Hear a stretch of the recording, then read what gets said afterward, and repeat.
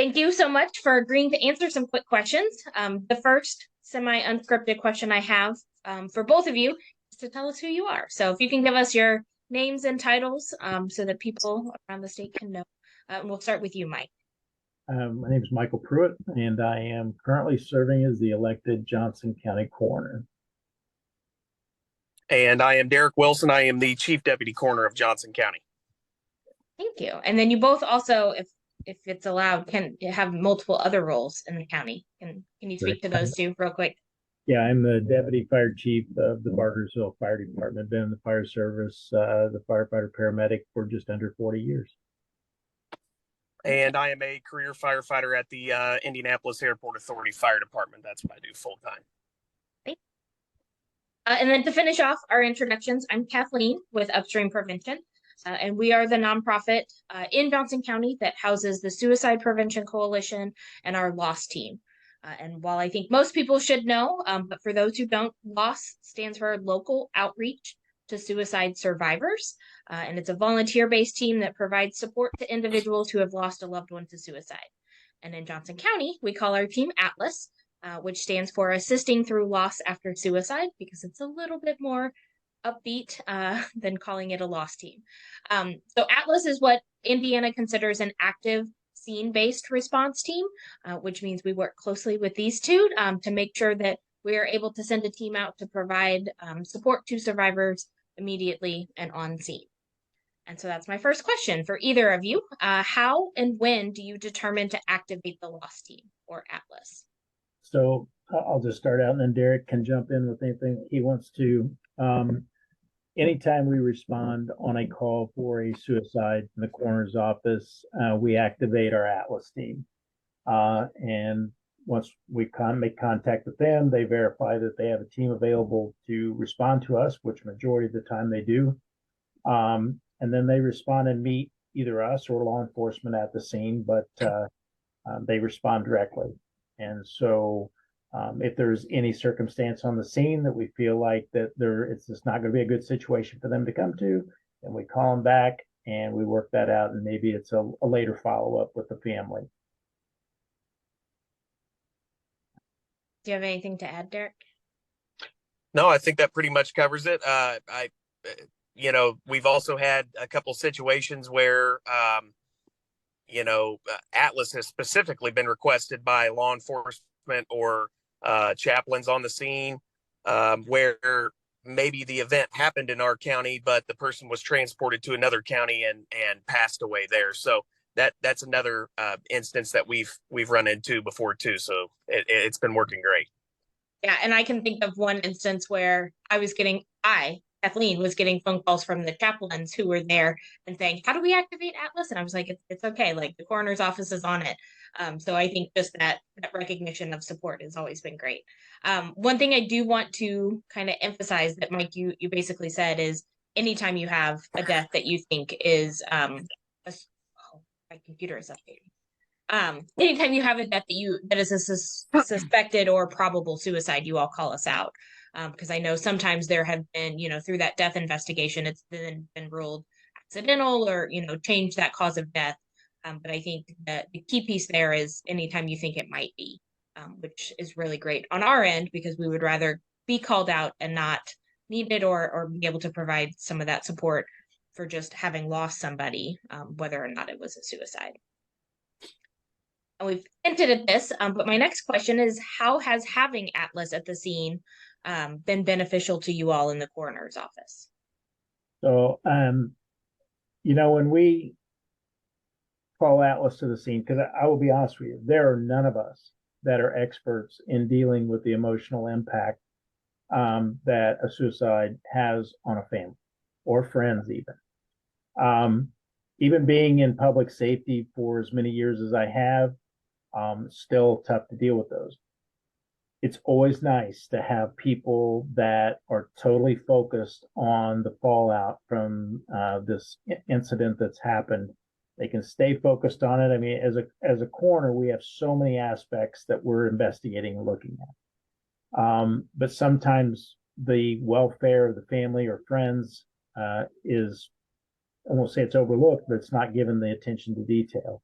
And so the nice thing about Atlas showing up on the scenes is we basically direct family and friends to them, and they handle that whole thing. So they're totally focused on the welfare of that family because, as we know, based on past history, that sometimes, following a suicide, the same thing can reoccur within a family and it can have a pattern. And so anything we can do to interrupt that or head that off, we do that.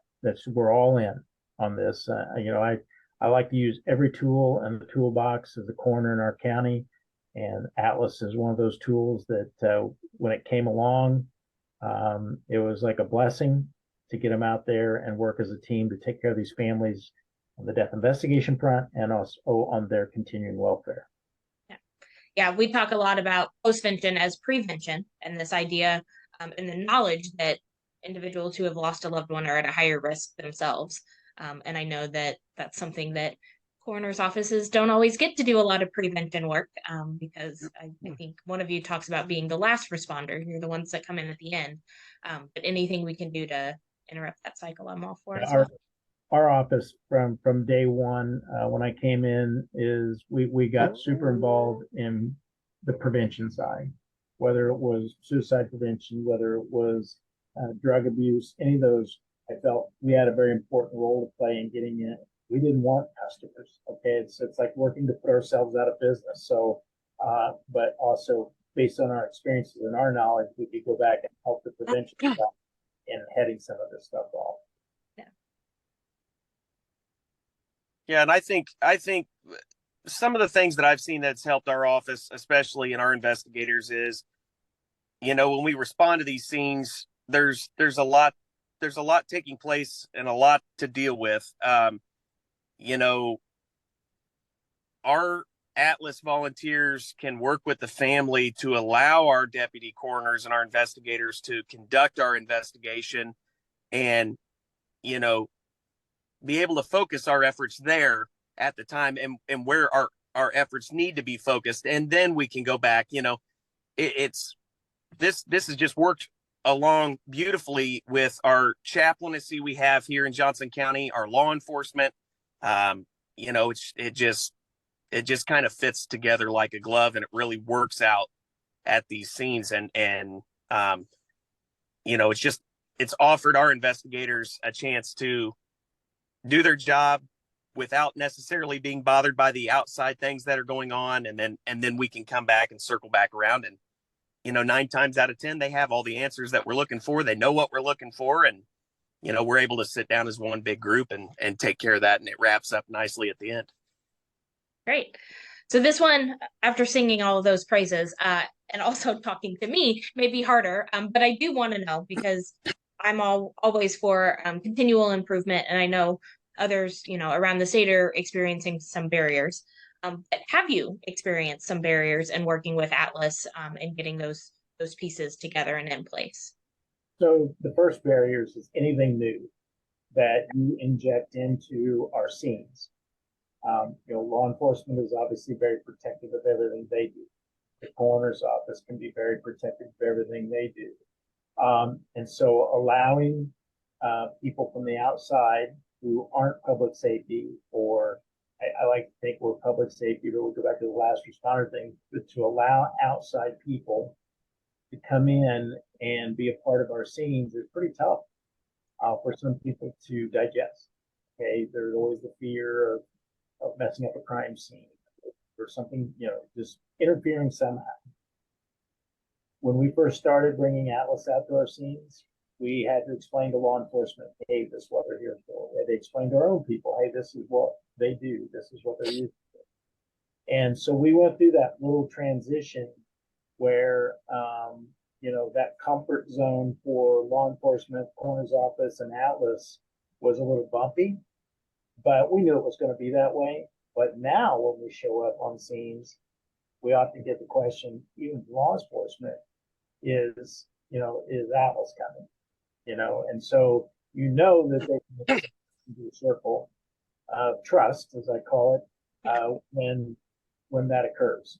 And so that was the only thing that I saw in the beginning, but we expected that. We expected that. You saw people show up in purple shirts, and you're like, why are people in purple shirts showing up at my death scene? Now, when they see the purple shirts, they know who they are. They know how to allow them to engage with family or friends, whoever's on the scene, to start their work. And I just want to echo what Mike said. And I think this will be a reoccurring barrier for other counties in the state of Indiana. You know, having an elected or a chief, you know, an administration that basically steps in and says, we are going to do this. But then on the back end, educating their law enforcement partners. This did not take long at all to put all that to bed. And honestly, you know, let's be honest here, a lot of our chaplains in our counties are volunteers, and, you know, it takes time to get them there. In the short of things, these folks step in and, you know, they're a great resource, especially on our suicide scenes that, you know, when we may not get a chaplain response. So, you know, just being able to step in there and saying, listen, we're going to do this. We're going to do this for the betterment of our families, the betterment of our communities. And then, you know, maybe dealing with the things as they come. It worked well for us. And like I said, there was no issues, you know, to speak of after this initially got rolling. And I mean, like Mike said before, personally, I've never experienced a situation in my family or been affected by, you know, suicide. So these people that are showing up, they can speak to that. They have been through this, and they might be able to provide better than anybody else there, including maybe a chaplain at these folks' time of need. So it's important. Yeah, and I know one of the first, when we were very first getting started, I did get an email from you, Mike, of responses and concerns that somebody had shared with you on scene, and it was all very valid things. It was one of those where we were still training up new people and we were having them shadow, and so it was a bigger group that showed up than normal, and their concern of, you know, in this haze of grief and trauma and all the things that these survivors are going through, is somebody right there immediately worthwhile, and is it better the next day? And one of the things that I think we have done well, or at least tried to do well, is listen when you all bring those things up, but then also to make sure that the things we're doing have a reason. So there was a reason we had so many people at that specific scene, but we adjusted and we only sent one person out to shadow in the future. And we always try to be there immediately for that support and to hold space, but we do also follow up, you know, the next day or a couple days later to have that conversation once things have maybe settled a little bit. So like you said, we expected barriers, we expected challenges, but I'm happy to know that we've overcome them and are tackling them as they come. One of the similar things, or at least we've hinted at, is that sometimes it's not possible for Atlas to show up. So I know one of the earlier calls, there was a overnight call and we weren't able to get a team together. And so in situations like that where Atlas doesn't show up, or we've been unable to respond, when and what do you communicate with Atlas so that there is some level of connection afterwards? So when we have those situations, which are very few, when this occurs, you know, we're back to what we used to do. You know, we have to think of who likes to work, which is very, you know, very understandable. We realize Atlas is a volunteer organization, and any volunteer organization, they have another life also. So when that occurs, you know, it's really not that big a deal for us. Especially if we can get Atlas to follow up the day after with the family. I mean, there's always that option there, but we've had very few cases where they haven't been able to come out to the scene. So if we know they're not coming, it's okay. We just take on a little bit extra workload, just like we always did before, and we get through it. We know that that's Yeah, the one I'm thinking, I can only think of one. And like I said, it was one of those, it was in the middle of the night and our phones weren't on ring, honestly, is what it was. I woke up, our team woke up in the morning and saw all of the missed calls. We're like, oh, awesome, we missed that. But it was one of those where we were easily able to follow up, I think with Derek and the deputy that was there, coroner that was there, and get the information. And we dropped off resources on that individual's porch later that day. And so it was one of those where we had that connection and had that ability. And we felt bad that we didn't respond, but also knew that they were getting more support then, even with us not having been there, at the time, than they would have, 2 years ago. Well, I had a call the other morning, 3:45 in the morning. And, without going into too much detail, you just have a decedent at the scene. And this person, had called in themselves, and then you get there and you don't have family there. So there has been situations where I've, spoke with, we first of all, we always let Atlas know when there is a call for a suicide. We text them, we're in communication with them, and that's typically conducted by either Mike or myself. And then we pass down the information. They give us an ETA of how long it's going to respond, take them to respond to the scene. Most of the time it's anywhere between 20 minutes and 45 minutes. But, there are a couple situations, in custody deaths at the jail. That's something that Atlas might not be able to be involved in, just because due to the location, and some of these other counties have, prisons and things like that. Those are going to be more along the lines of the follow-up later on. Maybe not an Atlas response to the scene, but, like I said, I had one the other morning that, the decedent was the only one there. We had an identified family, and, is that going to be a situation where it's going to be worthwhile for our Atlas volunteers to come out there and basically watch me do my job, and there's no family members around to be, to speak of. So in that situation, we just follow up with them and give them the information after the fact to the family. And then, they'll make the approach, or if I go and do a notification, we keep the Atlas folders with us, and we're able to provide those resources there later on down the road when we are able to notify families. And then do you have any advice for coroners' offices around the state who are either considering working with a lost team like Atlas, or maybe have the opportunity to work with a lost team like Atlas? Anything you would tell them? Fall, let down the wall. Okay, don't be afraid to bring this group into the circle of trust. I truly believe that any coroner's office that takes advantage of this program understands it, gets to know the people that are involved in it. They're going to see the benefits of this when the Atlas team arrives on the scene. And so to me, as an elected official, I have every responsibility in the world to that family, not only to determine, what happened, but also to make sure that they have access to the services so that we don't return for another family. It's all about the prevention side of it. And maybe it's because I've been in this business for so long that I'm willing to throw everything at the wall to make something stick. Really nothing negative to this program and going down this road with this. I'm sure that people can create 20 different negative reasons why they shouldn't do this, but are they really valid in? And you really got to ask yourself that question. It's obviously something your coroner's office is going to start this up. It's not something you want to drop on law enforcement out of the blue.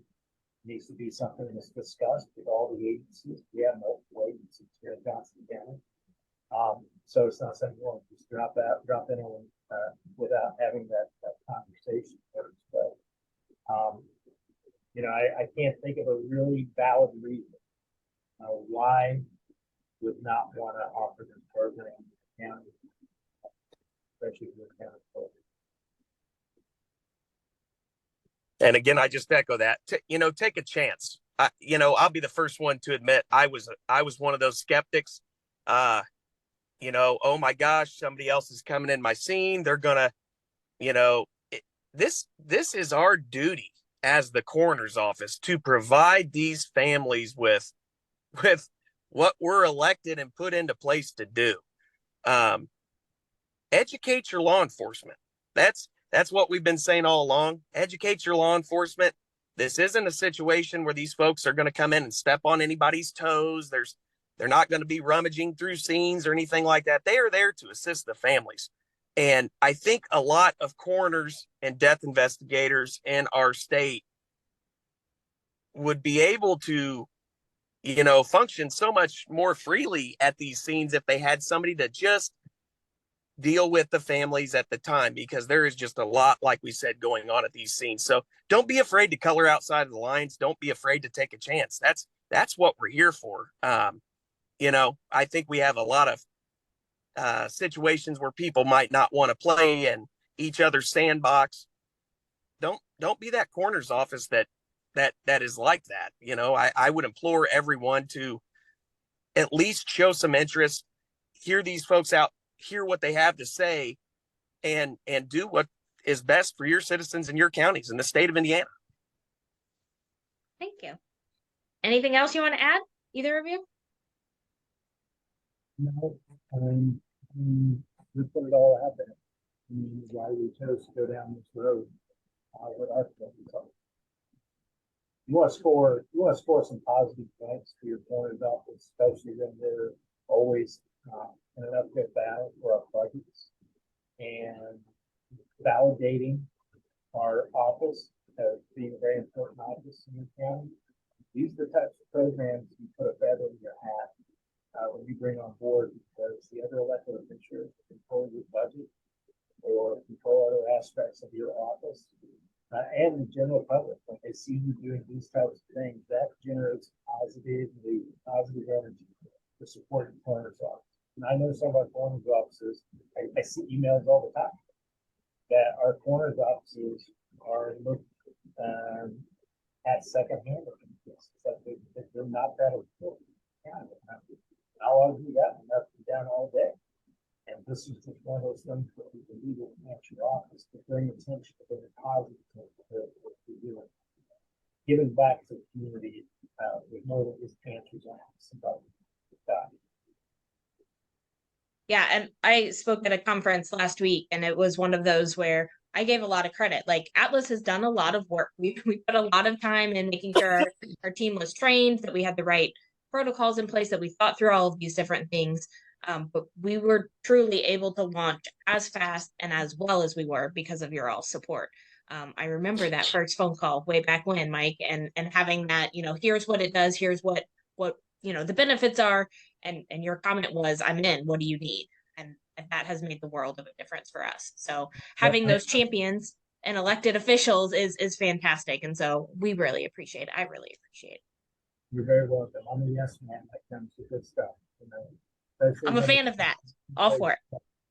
And somebody else is better. I want to bring them into the team. Surround yourself with people who are good at what they do, and that's how you have a successful office. And that's what I'm trying to do.